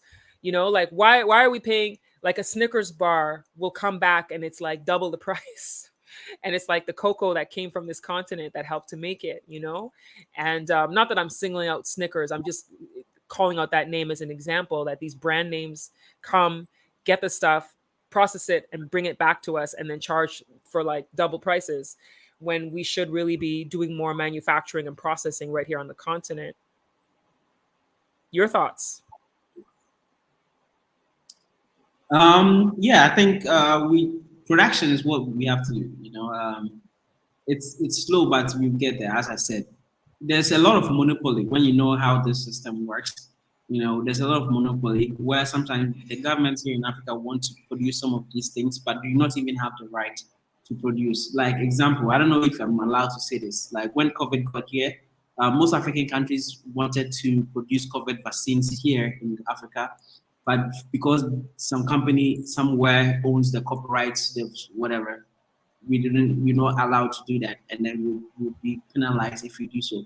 A lot of other products we do have, so many. It's just back and forth, but sure, as Africa grow, as the GDP grow, we would all be able to do all those things, and also spread the word that we can be able to create, change the mindset about always depend on the West. We should be able to create things for ourselves, feed ourselves, grow our own food, manufacture what we need here. I think it's coming. It's coming. Right now, there's not so much, but it's coming.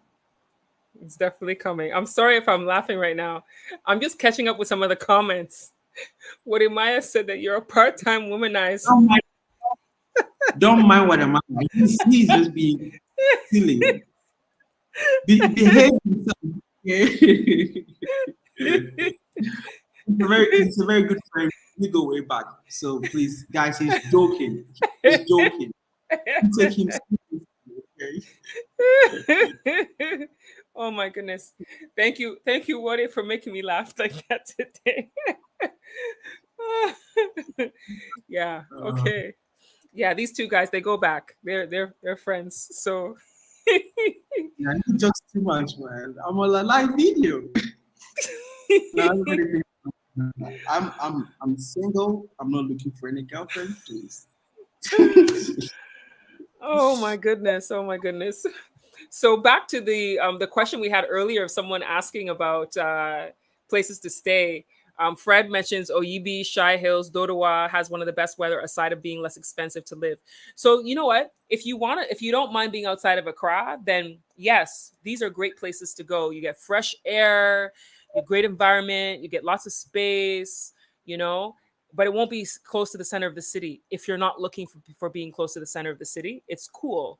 You can you definitely have more affordable and more spacious place for you to stay. And if you're staying a month, that actually isn't a bad idea, because you're not crunched. Because I find that sometimes people come to Ghana and they have like 10 days and they're trying to get things in back to back to back to back. So being close to things is more realistic in order to be able to get things done. So so thanks for those suggestions. So if you're just joining the live stream today, we got about 70 people who are online right now. Thank you so much for joining the live stream today. I'm talking with Webnation Africa, Hayford, the man behind that channel. And he talks a lot about the diaspora communities. He interviews a lot of people from the diaspora in Ghana. And today we're talking about why are so many diaspora coming to Ghana. And as I prefaced in the beginning, a lot of people have been coming over the years, especially over the last few years. We've been seeing more and more celebrities and high profile people coming to Ghana. In 2023, we've already seen so many celebrities coming into Ghana, and a lot of them saying they want to do different things. Ludacris came, he was making music, met with Sarkodie. We had Chance the Rapper, Vic Mensa came, did the Black Star Line Festival, which brought in people like Dave Chappelle. And we have an Erica Badu was here also. Recently, we had people like Spike Lee, Shirley Ralph, so many different people who came into Ghana and are experiencing different things. Idris Elba, who is part Ghanaian, his mother is Ghanaian, his father is from Sierra Leone, and he's here saying he's going to build a film studio and is very passionate about getting the film industry going in Ghana more than it has been in the past, trying to infuse something into it. So we're seeing people coming in and doing different things to try to make an impact. And now it's not only the celebrities who are coming, there's a lot of people who are not celebrities that are coming to Ghana and making a difference, making an impact in communities, and being there to, play their own part, or whether it's for a healing, whether it's for reconnection with the continent. There's so many different reasons that people are coming to Ghana. And I think the profile over the last few years, because of the media attention as a result of the Year of Return and Beyond the Return campaigns, and because of YouTube content creators who are out there sharing stories about Ghana, more and more people are getting interest about the country. So as I said, I'm talking to Webnation Africa. You can follow his channel, which is Webnation Africa, on the screen. If you're looking to be interviewed, maybe you're in Ghana and you want to be featured on his channel, you can send him an email, webnationafrica@gmail.com, and he can arrange something for you to be on his channel. Let's see. So Let's go back to the comments. Let's see what's happening in the comments here. What in the heck has any of this to do with poor Black Americans? Okay, I don't know. This has to do with conversation that they must be having with someone. So let me skip that one because I don't know what the context of that comment was. It may have been conversation with someone in the comments. Brazil has the largest Black population outside of Africa with 80 million Black people. Definitely, yeah, that's what I was mentioning. Thanks for bringing out the numbers. And then we have someone else here who says there's a lot of Black people in Mexico also. Yes, I've heard stories about the population of Black people in Mexico that are kind of like a hidden thing that people don't talk about. And the next comment, India has the biggest population outside of Africa, over 150 million so-called untouchables. Is it 150 million people in India? Africans? Are you saying 150 million Africans in India? I just want to get some clarity on this. 150 million. Yeah, I want to get some clarity on that one.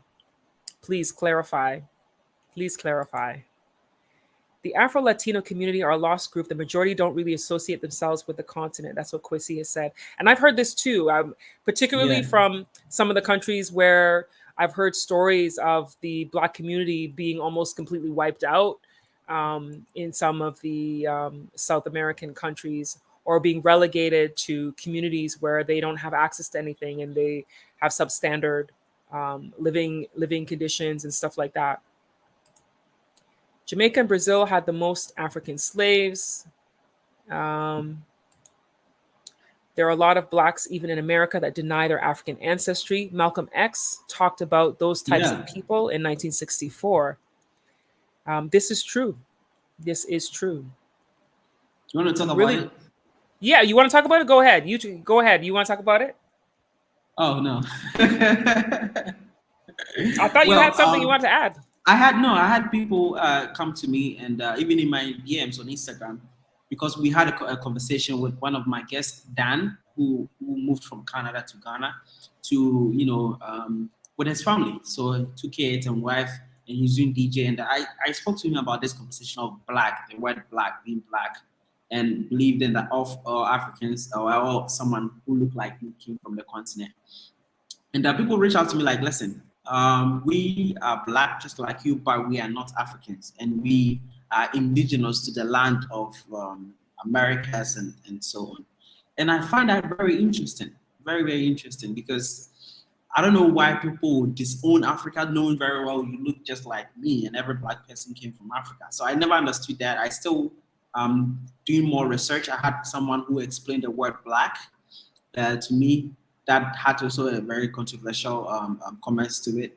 So I'm on a journey, literally. I'm on a journey looking for, all this, people saying they are not blacks. Why they're saying what they are saying? Is that they don't have the information or their history has been erased? I'm not so sure, but I'm on a journey on finding out why they keep saying they are not blacks and they are indigenous to Americas. Knowing very well that transatlantic slave trade happened and do carried out some black folks to the Caribbean and other nations. So yeah, I'm on a journey finding that. Yeah, there's people who believe that that black people were already in America and that they were not part of the transatlantic slave trade. I've had those comments come onto some of my videos as well, and in some of my DMs too. People who have said that they don't believe that the slave trade actually ever happened.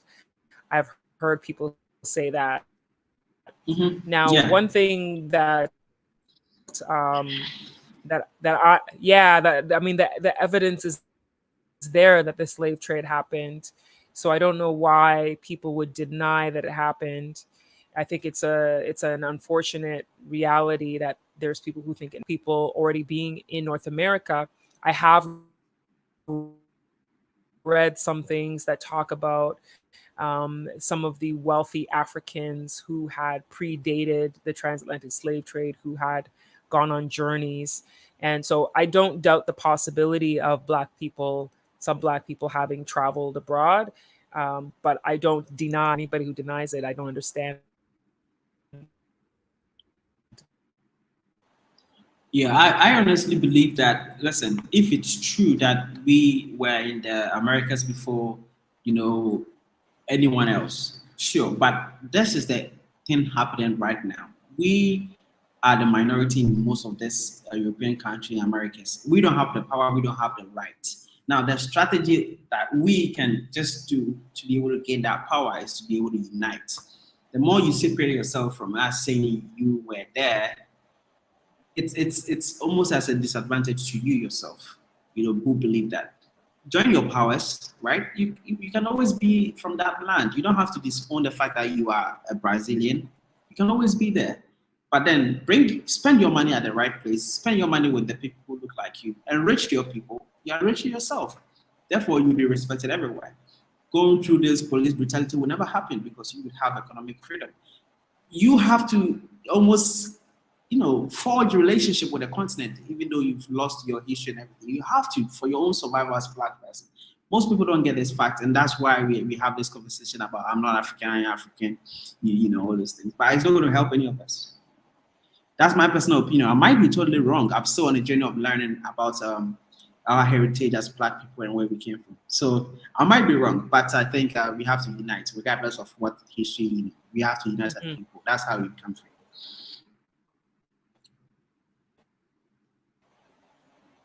We definitely have to unite as a people. I agree with that one.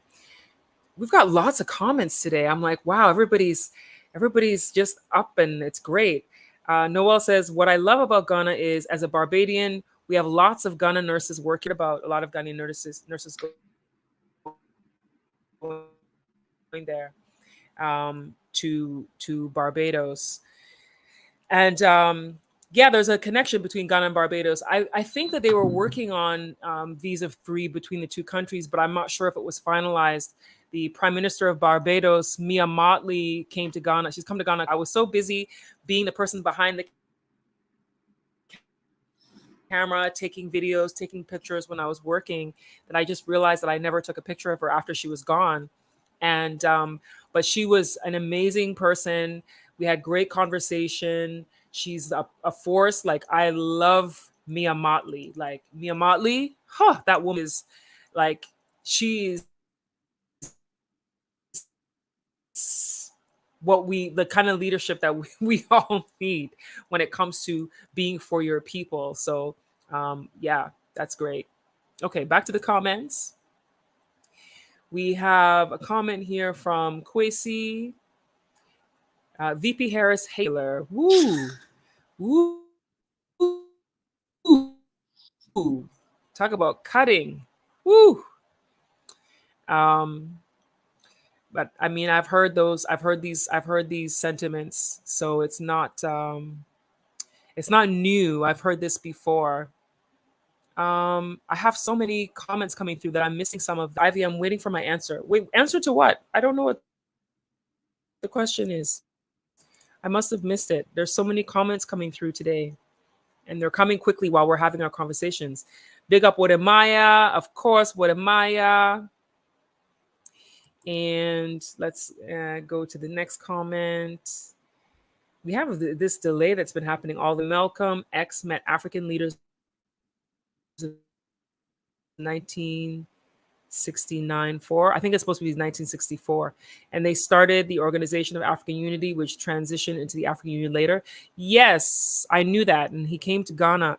Excuse me. He came to Ghana while Maya Angelou was in Ghana as well. So yeah, definitely. Thank you, everybody who has joined this live stream today. It's been a really engaging one. I'm so happy that you were able to join me today, Hayford, from Webnation Africa. It's been a good one. We've been on for an hour and a half and having some great conversations here. Africa does not need the wall. Yeah, you know what? The African Continental Free Trade Area was started as an opportunity for African countries to trade with each other. Now, I hope that it becomes a success because I know that it just got signed in, I think it was last year, and the Secretariat Office for the. So, for those of you who don't know what it is, let me just type it on the screen. It's usually put AFCFTA, which is the African. I'm just going to type it and put it on the screen so you know what I'm talking about. You can Google it if you want.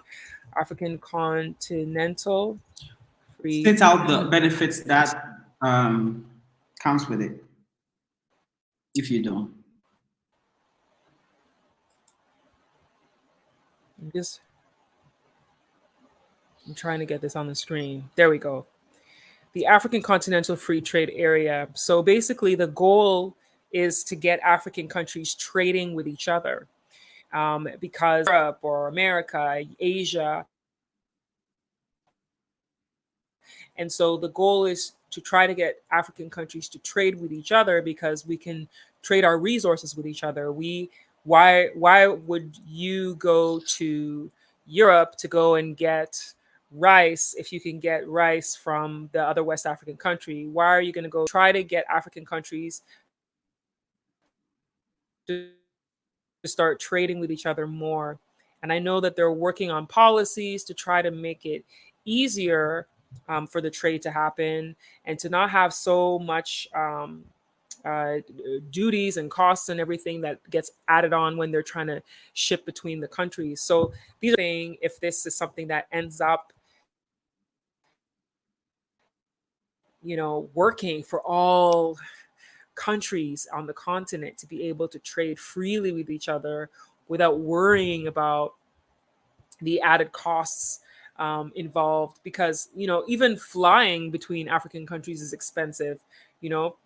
Fly to another African country, and sometimes it's more to fly to an African country than to fly to Europe. Like, you can fly to London sometimes for less money than flying to another African country, which is just insane. So it's just so yeah, crazy. so the African Continental Free Trade Area, the benefit is supposed to be that it's to help African countries now. So that is the goal. So if you want to Google it, you can Google it. Their head office for their secretariat is actually in Accra, and it's an opportunity to see what can be done as far as trying to get trade happening within the continent of Africa. It's so has joined the live stream. We been on for an hour and 40 minutes. We are going to wrap up by 9 o'clock. Well, oh, it's at 8:44 now. We're going to wrap up by 9. We'll try to wrap up by 9 o'clock. So if anybody has any, I see so many people with comments here that I want to like, I see why sometimes people have live streams that are like 4 and 5 hours, because you can just keep on going. Allison says all of the difficulties are advised by many Ghanaian YouTubers, so we need to be prepared, slow down, immerse ourselves into really living in Ghana, experiencing lights out as an experience in itself. This, um, you know, we talk about the positives things, but we do once in a while mention some of the challenges that we face, because it's important. It's important to know, you know, like I did a video once where I was about to wash some things, some clothes, and then the water got shut off. And I'm like, I'm in the middle of doing my video about it, and someone got upset. Ghanaian got upset and said, "Why am I showing this video? Why am I letting people know that this problem?" I'm like, people need to know if they're going to move here, they don't need to be getting shocked if this happens to them, you know? Because when you come on vacation, when people are coming in December, they come for the Deti December, you're staying in a hotel, you're staying in Airbnb, you do not experience these things, because the hotel and the Airbnb is set up so they have a generator, they have water tanks, they have everything so that your experience is as perfect as possible, so that you don't have those inconveniences when you're just on vacation. So I I always say to people, don't make your decision to move based on you're coming in December and partying and hanging out. Come at another time of year where it's a little bit more laid back and relaxed, and really immerse yourself and figure out if you really want to do the living. Yeah. Yep. About uh, okay, firewall facts. If Africa said tomorrow we are not exporting any more raw items and will start manufacturing big ticket items the most, they could see this as a threat to their economies and attack Africa. What do you think? Yeah, I think that's possible. I think that's possible. I do think it's possible.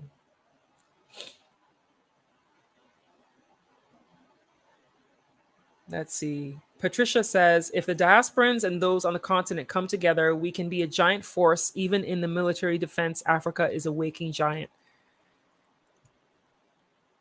It's all about coming together.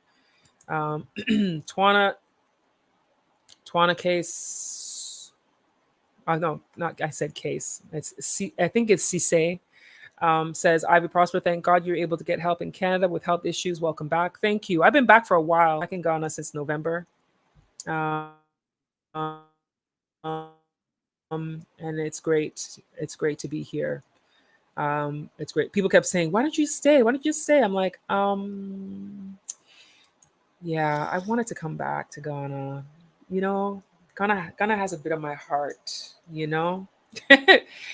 Make sure you live here today. Yes.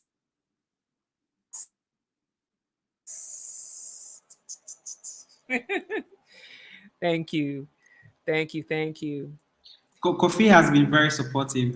Oh my God, there's so many comments here. I'm like, oh my goodness. Kofi Azuma. Your thumbnail is what? Completely. Fufu and Banku. Wow. Hey, Kofi, are you a Fufu and Banku? It looks like Banku. What's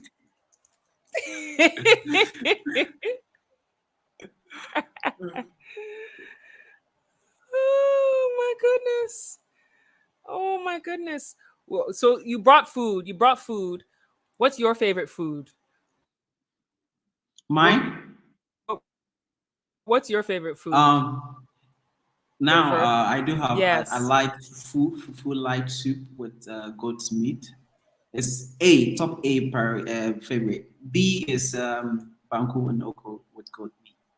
But now I'm trying to be a vegetarian, so just the okra soup would be nice with some maybe fish. You're trying to be vegetarian? Wow. Basically, I'm trying to lose weight. Wow. It's not really a Oh, vegetarian thank thing. you, Just Kwame. Thank you for your Kwame can come. Thank you for supporting the channel. Kwame, thank you. Thank you for this Oh, I forgot that super chat works, guys. support, Let's Kwame. I let's show appreciate love you. to Ivory And Prosper. This is amazing. Oh, keep it coming. thank you. Thank you. Thank you. Thank you, teaching, motivating, inspiring with Andrea. I appreciate you. Appreciate you so much. Appreciate all of you. Thank you so much here today. Keep up the good work. Thank you so much. You know, some of you have no idea what it takes to go through this. I'm going to be a little bit transparent right now. Can you hear me? I hear you holding your ear. I see you holding your ear. Can you hear me? So, after my birthday was March 9th, birthday party, and I hurt my back. And so I've been going for physiotherapy since hurting my back. It's been a challenge, and sitting for long periods of time can be even challenging too. So like I'm sitting here and I'm wearing this I'm Oh, wearing this I didn't sitting know for that. long periods of time. Yeah, I'm wearing this All right. because my back. And I've been trying to find one in Ghana. The ones I was finding weren't quite fitting properly. Thankfully, my friend was coming from Canada, and I ordered one on Amazon, and she just brought it for me. So I just got it from her to wear it. So yeah, so I'm like sitting here, and there's moments I want to lie down, but I'm sitting here for all y'all to keep on sharing this message and stuff because it's important to talk about Ghana and sharing all this information. So I really do appreciate all of you who've been here and been shit you. Thank you so much. I do want to do live streams once a week now. I did one last week, and I want to do one again next week. So I want to try to do these weekly live streams, talking and sharing information. So thank you so much. I Africa to share what are 5 things that you think people should prepare for before coming to Ghana. I think I said some briefly in the beginning, but first, I mean, you have to be able to make sure your I hope you. money is right because you Yes, I'm come. asked.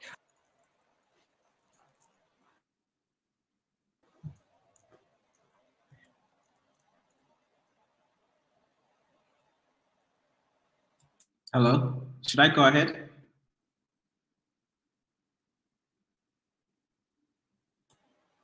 Yes, go ahead. Yes. Number one, you have to be prepared. Make sure your money is right because you're moving to a continent where, if you do have family members here, fine, but still be prepared. But those African Americans moving who don't know anybody here, you need to be financially prepared. I understand you can move impulsively, but be financially prepared. Now, after you get that out of the way, research a lot more. Find someone here on ground who you can trust, proper trust, someone who you can almost be like, oh, take this money, buy me a land or do this for me. And that person will not cheat you or, what I'm saying, like, run away with your money. Find that person too. Three, try and build a network. Find your own tribe when you move here, down here. Don't just only do meet and greet with only African Americans who move down to Ghana here. Try, go into the communities, build up family here, go to the local chiefs, the leaders in the community, introduce yourself, fit in, try to be among the people. Don't only live in East Legon and live in your fancy house and all those things. If you do have that financial capabilities to afford that lifestyle, sure.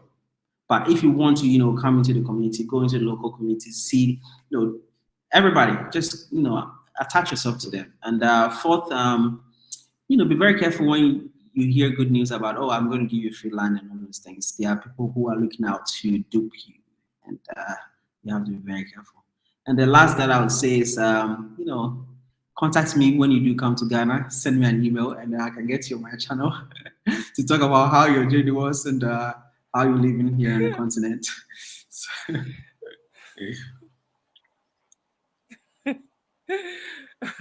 Yes, I know you can't wait to talk to people when they come for the first time and you want to get their stories and stuff. So so yeah, you can contact him about being on his channel. I think I had shared the email earlier. Let me share it again for those of you who may have missed it.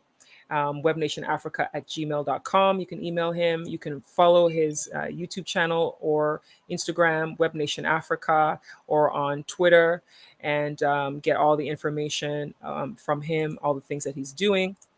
And this has been really good. I asked you what your favorite food was, and I didn't mention mine. I saw someone in the comments talked about TZ, which is tozafi. Let me find that comment again. I was scrolling so fast, I may have missed it now, but somebody mentioned tozafi. I mean, I have a few things that I like. If anything, plantain is everything. Plantain, you mean the real boiled, plantain or red grilled, fried. The ripe red? one, ripe plantain. No, Oh, I'm saying I plantain see. in general. I love red red. General. Red is the is fried plantain with the bean stew. But I'm saying plantain with any plantain, boiled, fried, grilled, baked, like whatever. Plantain is everything. It's life. But yes, red, which is the fried plantain with beans. Then there's I It's like over contomere. exaggerated. I like contomere, which is the stew. The it's like a green leafy green stew. For those who don't know, I like to have that with boiled plantain or yam, and I like tozafi, which is a northern dish, and I like wache. I think jollof is Ooh, overrated. I know people are going to yeah, come at yeah. me in the comments. I think jollof I is agree with overrated. you. It's overrated. Overrated. There's so many other I foods in believe Ghana that Wache are is better so good. than Jollof. Yes, wache is better than jollof. Yes, finally, somebody's agreeing with me. Wache. Yeah. For those who don't know, wache is it's a rice dish. It's like a rice and beans dish. It looks like the rice and peas that the Jamaicans eat, but Mhm. it's so good. Like, ah, Yeah. it's so good. I'm But craving yeah, for so those are Wache some of right now. you know, I like Reggie Rockstone's Rock's Wache. Oh I like yeah. yeah, I like theirs. I like theirs. I just had some a few days Where are they ago. located? I don't know. They're in cantonments at his place. It's Hmm. called Rockstone's office. You can just write Rockstone's office and you'll find it. It's Hmm. in cantonments. It's Awesome. close to my office actually. It's close to the office. Oh really? Yeah. Wow. It's not far from the office. But they're I'll going to be check them out. opening they're going to be opening a new location soon. When they open, they'll make their announcement, but it's not up to me to make the Awesome. announcement. But when they open it, they'll make their announcement. But yeah, those are some of the foods that I like. You Yes. have a good taste, So unlike thank unlike you. unlike others. Kofi said his birthday was March 25th. Oh, happy belated! Happy belated! You spent it with Dr. Leonard Jeffries and his wife. Happy belated! Hope you had a great time. Hope you had a great time. So My with my birthday back, is 12th some April. oh, yours is coming up soon, just in a few days. Yes. Oh, I hope you have some exciting plans. Knowing you, you'll be Mm, working. You'll be filming. You'll be filming something. exactly. You'll be filming something. Yes. Noel Brown Yes. says, Ivy, go to the Chinese for acupuncture for your back. It will cure your back. Thank you. I know there's some acupuncture places in Ghana too, because I mean, there's Chinese in Ghana. So yeah, there's definitely an acupuncture place around that I can go to. So we're wrapping up now. It is 8:59 in Ghana. Thank you for those of you who've been here throughout this. We've been here for almost 2 hours, an hour and 53 minutes. And it's been a really good conversation. Wrapping up here, teaching, motivating, inspiring with Andrea says, keep up the good work. Ghana Nation, Wodemaya, Evans, and other great YouTubers who are letting the diasporans be aware of what's going on there for us. Thank you so much. We have Summertime who says, you need a plan, you need capital, you need patience, should be open to learn from everyone. Thank you so much for that comment. It's definitely, this is a question that I get all the time in my life. How tall are you? I'm 6'1". Yes, I'm 6'1". Guys, she's 6'3". No, I'm not. This guy's lying. Because he's short. He's short. You're short. That's why you're saying that. You are short. You are short. We are tietia. Tietia. Tietia, as they would say. No. I'm 6'1". 1.85 meters. 1.85 meters. Comfort Concord says, hi, Ivy and Web Nation. Thank you for joining. If you're short, it's not going to work. Hey, well, everybody's talking about height in here now. All of a sudden, 5'7". Hey, people talking about height. Hey, what's this height conversation? I'm almost 6 feet. Hey, height conversations. Web Nation. Hey, look at this. Web Nation. You should set up a dating Web Nation for those that are looking to connect. Listen, I set out a dating show. I invited Ivy Prosper. She's not gonna come. Guys, if you can get Ivy Prosper to come on my dating show, I promise it's gonna be out soon. Nope. Nope. But yeah, I've done some dating episode. It's coming out soon. You should check out my YouTube channel. Webnation. Colin, hey, look, Colin T has my heart. Kele Wele. Kele Wele. Hey, it should be a song. Kele There's Wele. too much oil in Kele Wele. Kele Wele. Not if it's made right. Some people make it right, and it's like my mom. Ooh, my mom and her Kele. Yeah, Wele. if it's made if it's made home, it's amazing. Oh yeah. Oh, here it is. Here's the TZ one that I saw. TZ is my best food. Yeah. Tozafi. All right. Do you know the best place to eat TZ in Accra? Do you know the best place? I thought living room. Living room. Okay. All right. I'm not sure. All right. This is a good way to wrap up. Patricia Matthews says, bless up, everyone. Bless up, everyone. Thank you, everyone. You have been watching Ivy Prosper and Hayford from Webnation Africa talking about why diasporans are coming to Ghana and having other conversations in between, sharing all of our knowledge, our experiences, and our thoughts on why the diaspora are coming to Ghana.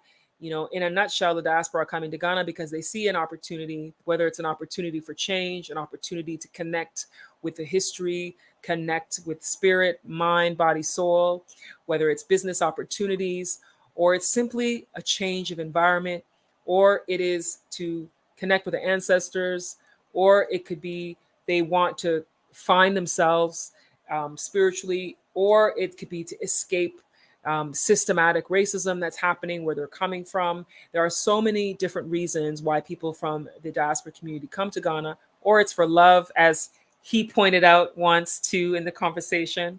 There are so many reasons that people do come to Ghana, and it is a country that is open for opportunity and open for people to come. People are friendly, and doing business in Ghana is easier than other African countries. It doesn't mean it's easy, because it's not easy, but it's easier than some other African countries to be able to move freely and to be able to do business. And it's also listed as the second safest country in the continent of Africa. Mauritius is number 1 as far as safety, and Ghana is number 2. So you can feel comfortable and confident in your personal safety when you do travel or live in Ghana. So once again, I've been here with Hayford from Webnation Africa. Do you have any final thoughts before we wrap up? Guys, thank you so much for supporting Ivy Prosper. She's amazing woman. And guys, she's quite humble. If I should tell you what this lady have been doing since 2011 to promote Ghana, you would be surprised. And most of them she keep it to herself. But guys, go support her, subscribe to her YouTube channel, share her videos so that people can also see what she's doing for the continent. And after you finish that, come on my YouTube channel, Webnation Africa. Come check me out. I'm always interviewing people. Now I'm going to start making documentaries, real proper story that you just need to grab a popcorn and enjoy. Come check me out and enjoy. My latest story that will get to be aired by the end of this month is about gentrification. So make sure you subscribe. Stay tuned. And thank you for having me on the show. Thank you so much. And Kwame says, yes, she's wicked, and so are you. Thank you so much, Kwame. I appreciate you. Appreciate you so much. Everyone, thank you so much for tuning in this evening. Hayford, don't log off yet when we end the live. Thank you, everyone. Thank you so much. Subscribe, Ivy Prosper. Subscribe, Webnation Africa. You can follow me on Instagram, Ivy Prosper. You can follow him on Instagram, Webnation Africa. We will see you next time. Guys, love you.